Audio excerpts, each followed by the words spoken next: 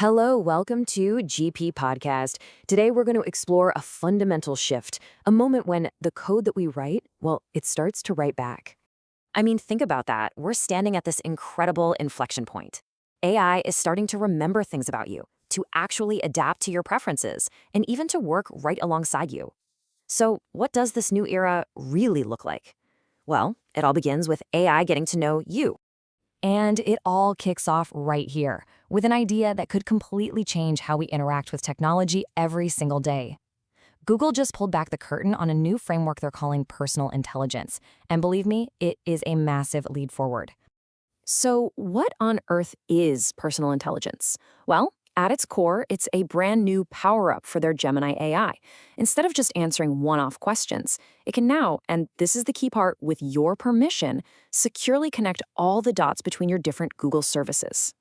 The way it works is actually pretty simple, and most importantly, you're in the driver's seat. You give it the green light, and only then does Gemini start weaving together your digital footprint, your emails, your photos, your search history, all to understand you on a much deeper level. The whole point is to give you suggestions that are truly, uniquely yours. And this is where it gets really powerful, right? The real world stuff. Imagine asking for new tires. Instead of you having to answer a dozen questions, Gemini could just peek into your emails, find your car's make and model, and get you the right info. Or, hey, what about planning a vacation? It could see your flight dates in Gmail, look at your hobbies from your photos, and build an itinerary that's actually for you, not just some generic list it found online. But here's the thing, all of this personal level innovation, it's happening inside a much, much bigger corporate chess game. The biggest names in tech are forming these massive alliances to try and own this new world. And honestly, their strategies are fascinating to watch. Right now, we're seeing two major teams take the field. On one side, you've got Google teaming up with Apple. Their play? To bake Gemini's intelligence right into Siri and iOS. That's a software strategy aimed at getting onto billions of phones. But on the other side, you've got OpenAI making a huge hardware move. They're partnering with Cerebras, dropping $10 billion on custom computing power. Their goal is different. They want to make their AI think faster, to improve its core reasoning. That's a massive advantage when you're trying to scale up. Now, if those partnerships are what's shaping today, this next idea, this is what's shaping tomorrow. We have crossed a really mind-bending line where AI is now actually capable of building the next generation of AI itself. 1.5 weeks. That's it. Just let that number sink in. That is how long it took for researchers at Anthropic, using their own AI, to create a completely new, incredibly powerful AI agent they called Cowork. This speed here is it's staggering.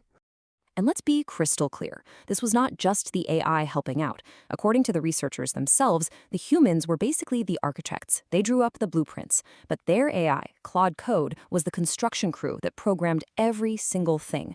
We are literally watching AI pull itself up by its own bootstraps. So as AI gets more powerful, more autonomous, it was only a matter of time before it moved beyond our phones and offices and into the highest stakes arena there is, national defense. And in a really huge development, it's been announced that xAI's frontier model, Grok, is going to be integrated right into the Pentagon's network. What that means is that one of the world's most advanced AIs is going to be available on both their unclassified and their classified systems. Now, the Pentagon is being very direct about what it needs. Officials have stated that any AI they use will be judged on one thing and one thing only: mission-relevant accuracy. The objective here is to make sure the tech can be used effectively for military tasks without any other constraints, focusing completely on how well it performs its job. It's a very stark reminder of the serious role this technology is about to play. So, we've seen AI get personal, we've seen it get strategic, we've even seen it build itself. What's the final piece of the puzzle? Well, it's connecting all of that intelligence to the physical world, taking it off our screens and putting it into reality. And you know what? We might be a lot closer than any of us think. Jason Calacanis, a pretty well-known tech investor, just revealed that he got a private look at the next version of Tesla's humanoid robot, the Optimus 3. And what he saw, it led him to make an incredibly bold prediction. Just take a second to really process that. He is saying that these humanoid robots are going to be so world-changing, they will completely eclipse everything Tesla has ever done. His prediction is that they won't just be a big product, they will be the single most important tech product ever. And just to put some scale to that vision, the prediction is a future where there is a 1-to-1 ratio of humans to Optimus robots. We're talking about a world with 8 billion people and 8 billion intelligent humanoid machines walking and working right there with us.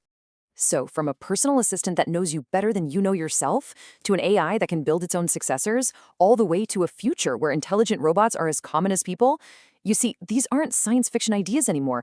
These are the questions that are defining our world right now.